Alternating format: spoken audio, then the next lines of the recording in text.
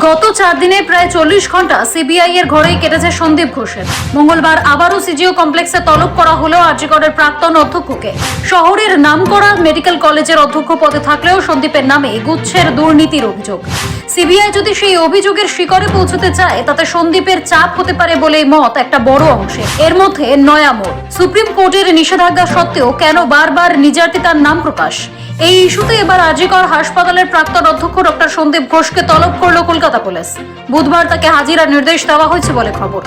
এই মুহূর্তে আরজিকর হাসপাতালে তরুণী চিকিৎসকের ধর্ষণ ও খুনের মামলায় তদন্তভার সিবিআই এর হাতে।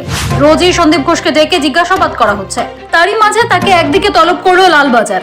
আরজিকর হাসপাতালের প্রাক্তন অধ্যক্ষ সন্দীপ ঘোষের বিরুদ্ধে মামলা শুরু করেছে কলকাতা পুলিশ। সন্দীপ ঘোষের বিরুদ্ধে চলতি বছরের জুন মাসে টালা থানায় একটি অভিযোগ দায়ের হয়। এক আইএএস আধিকারিক এই অভিযোগ করেন। প্রায় 3 মাস পর সেই অভিযোগকে সামনে রেখে সন্দীপের বিরুদ্ধে দুর্নীতি দমন আইনে মামলা রুজু করা হলো। প্রিভেনশন অফ করাপশন আইনের ধারায় মামলা রুজু করা হয়েছে। যেহেতু 1 জুলাইয়ের আগে টালা থানায় এক আধিকারিক অভিযোগ জানিয়েছিলেন, সেই কারণেই সন্দীপ ঘোষের বিরুদ্ধে মামলা হয়েছে। অত্যন্ত তাৎপর্যপূর্ণ হলো সোমবারই সন্দীপের বিরুদ্ধে এসআইটি বা সিট গঠন করেছে রাজ্য।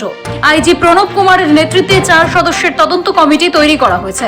আর মঙ্গলবার সামনে এলো কলকাতা পুলিশের পদক্ষেপের বিষয়টি। বিরোধীরা প্রশ্ন তুলছে, সন্দীপের বিরুদ্ধে রাজ্য মনে করছে তদন্ত দরকার, তাই এই পদক্ষেপ। কিন্তু এই তদন্তের প্রয়োজনীয়তা কি 4 দিনেই অনুভূত হলো? যদি হয় তবে কেন আগে হলো না?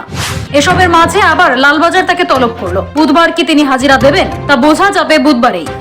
সৌভিক সান্যালের রিপোর্ট, সময়, কলকাতা।